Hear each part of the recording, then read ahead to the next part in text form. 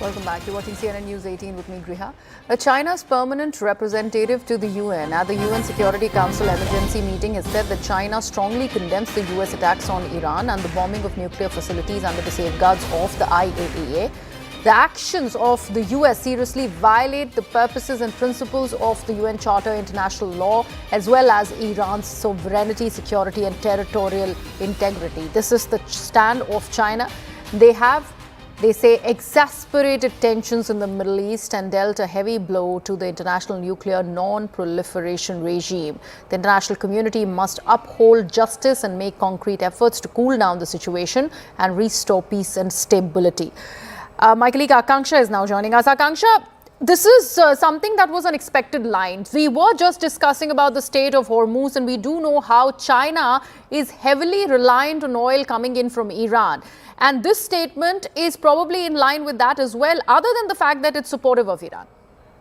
Right. This is the axis of resistance that we are looking at. And China has to also make a point over here to counterbalance Russia's authority, remember, because Abbas Araghchi has not chosen to go to China. He's chosen to go to Russia to seek the Russian president's support, who, as we've highlighted, shares the good offices with Prime Minister Netanyahu, as well as the Iranian president.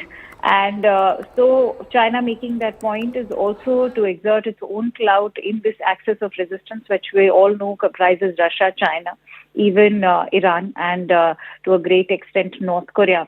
As far as voices from the Islamic nations is concerned, we should expect Turkey also to perhaps step forward, whether or not it will do that. But North Korea, interestingly, has also condemned the U.S. airstrikes. So if you look at it, one has to look at China's condemnation coming in as a collective voice from the axis of resistance.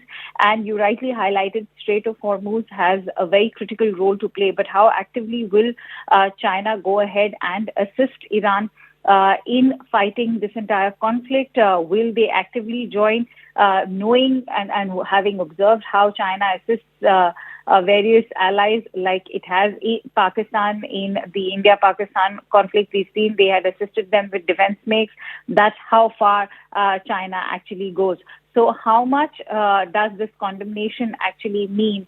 Will China step forward? Because remember, ever since the Israeli airstrikes began on 13th of June, there was also a phone call that had taken place, Griha, between the Chinese President Xi Jinping and the Russian President Vladimir Putin, to which the U.S. President had taken a jibe, saying, "Do me a favor, Vladimir, why don't you just mediate the war in Ukraine?" Yes. So, knowing China, yes, this is a condemnation much on expected lines, but how far will China be walking the talk?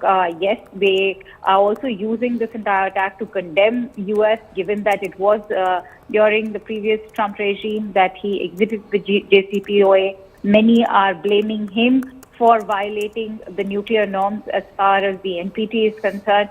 So it's a deeply divisive or divided world, with the axis of resistance on one hand and the wider West on the other. Right. Akanksha, do stay on with us. We will discuss further on what the blockage of Strait of Hormuz really would mean if Iran does decide to go ahead with that move.